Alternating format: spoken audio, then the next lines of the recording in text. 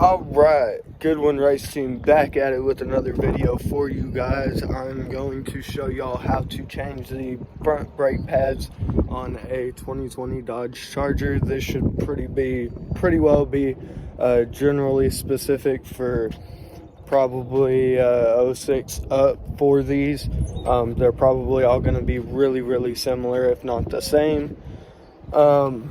So we're going to get at that. We've also got some brake fluid over here so we can flush the system and get new fluid in there. Went and got a vacuum bleeder kit, that way I can do it by myself, as well as some gloves, that way I've got some gloves to do it. And then I have a brand new jack over here that I've got to get whipped out this morning and get this thing all jacked up, get the front wheels off, and then get back at y'all. So we'll get back at y'all here in just a minute when we get all that.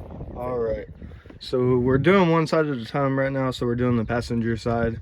So you're gonna need a 13mm 6-point socket, and then you're gonna need an open end 18mm wrench. That way you can get the caliper loose. But first things first, that way we can make sure that we fit the new pads in. You always want to go ahead and decompress the pads. You'll basically come in here like this with the brake pad and then decompress that cylinder. That way you won't have any trouble trying to get the new pads on there. We'll get back at you in a minute. Another thing, you always want to do both sides, kind of do it evenly. That way it compresses that cylinder evenly. I've already got that top side a little loose. Another thing I did was I went ahead and opened the brake reservoir.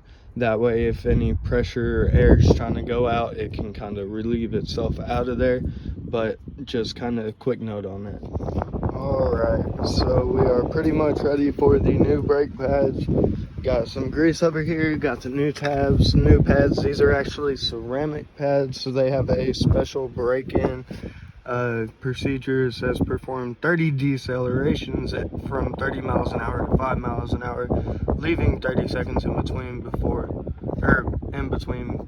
brake applications cooling. So I've actually got to do all that after I get all this done. I won't bother y'all with all that crap, but I already got the caliper off. So like I said, I pretty much just put the 13 on the impact after I broke them loose, and then got my 18mm wrench, stuck it around this, and it came right off. And then you can kind of hang this off to the side, and as you can see, these brake pads I wore them out a little bit, just a wee bit. And I got this car brand new almost 2 years ago. It'll be 2 years next month. And yeah, I've had a little bit of fun, you could say.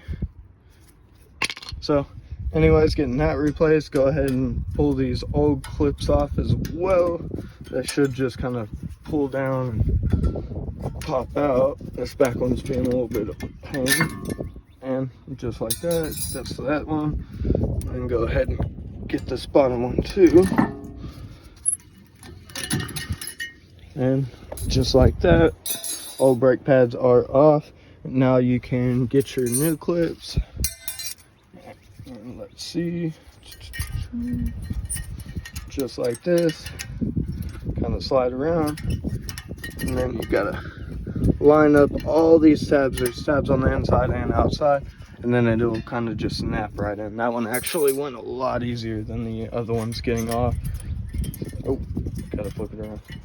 So yeah, you've got these tabs on the inside and there that have got to line up, as well as all this outside stuff. And once it lines up, it should pretty well just snap right in. Have to put the camera down for this, but oh, yeah, we'll put the camera down, get this on, and then get back. Okay, now that we've got that on, we want to apply some grease in here just a little bit to help these brake pads slide. You can apply it on here, just on the edge of the brake pad as well. Apply some on the face or the outside of the brake pad. That'll kind of go up against the caliper, and the outside of the caliper. So the inside and outside, because you've got this side that it's up against and this side, so you want to make sure that it's just a little lubed up so it'll kind of keep everything quiet and not noisy. we'll get back at you when we get all that greased up and these brake pads. All right, so we got these new brake pads in here. They're all set. They were a little bit of a pain. So of course, these are not gonna sit all the way in there at first. They're gonna be a little bit of a pain to get those brake pads kind of set in there. So what I did is I kind of just set this edge, that little corner right here, I just kind of set it, let me flip this one around, set it up in there kind of like that and pushed up. That way I could get clearance on that bottom one, and then kind of pulled down on that bottom tab and kind of slid that pad in. The backside was a little bit tougher, but of course same concept. But now those are installed, all greased up.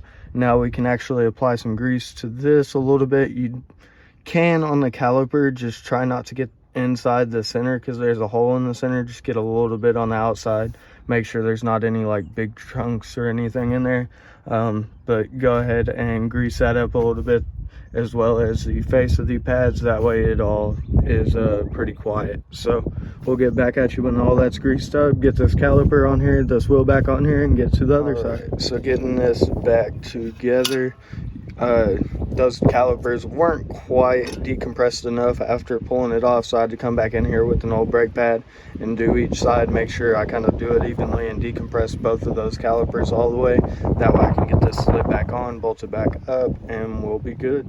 All right, so got it all back together, got my 18 wrench, and then just got my impact, tightened it, snugged it, and then got my wrench, double checked it, made sure it was snug.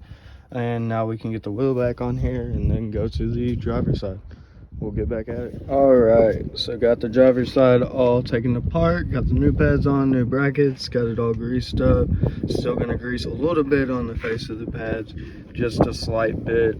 One thing that made it a little bit easier that I actually noticed that I didn't notice when I was doing the other side is how loose that rotor was, and that's why it was a little bit of a pain to get these clips in there. So once you start putting them in there, just kind of hold that in the middle as you push those in, and they actually went in all the way pretty easy, and then the brake pads went on a lot easier.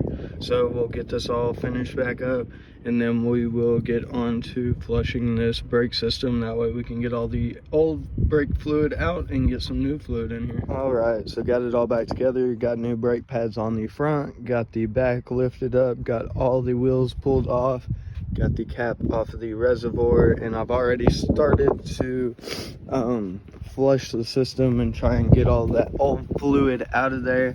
I'm working at this back corner furthest away from the master cylinder. That'll make sure that you get all the air out, make sure it's all the way to the farthest point. You always start from the farthest point and work your way to the closest point. So you'd start on this side, then the other back side, then this front side, and then that front side. And then after we get all this old fluid flushed and we make sure we start seeing new fluid come through here, then we will start bleeding the brakes all the way around, make sure we're all good, filled up, and we will be done. I'm actually using this Harbor Freight brake bleeder and vacuum pump kit. That way you can do it yourself. So you actually just, let me see if I can get it, pump it up. I've been getting it to about 25. It's kind of hard to do it on camera. Let's see if I can get it. So you'll get it up there, and once you've got yourself pretty close, if not on it, then you just kind of watch it slowly break free with the 10 millimeter on your little bleeder valve. You'll start seeing it kind of come through. You don't want it to come through too fast because you want to make sure that you have good suction. And then kind of watch your pressure gauge. So we'll kind of open it up a little bit more. Kind of see that pressure gauge going down. Don't want it open too much. Make sure that it's flowing real nice, and as you can see, that's pretty dark. It's starting to clean up. I just filled up the fluid actually in the dill again, but as you do that, you'll just continue to pump it. That way you can make sure your vacuum is good on that, and we'll fill up this one.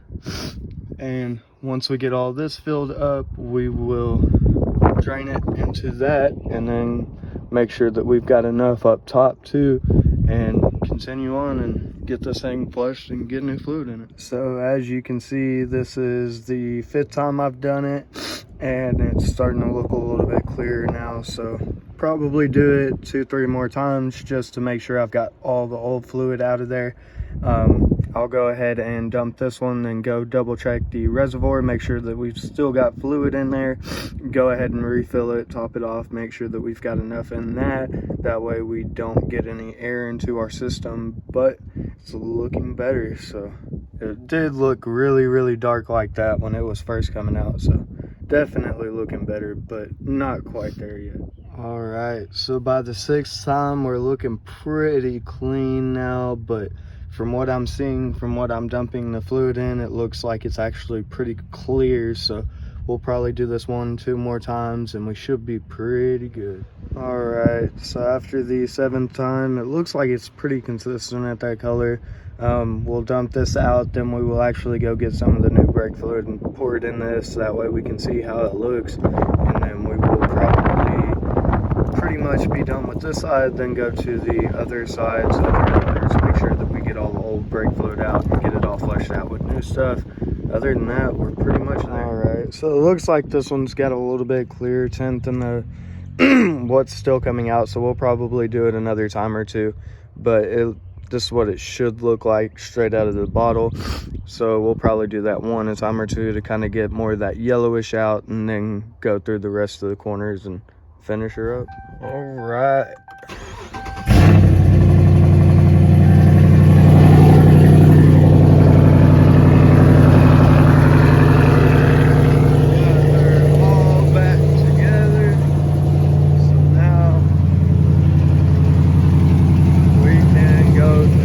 Braking procedure, which I'll skip over that. Of course, nobody wants to see that, but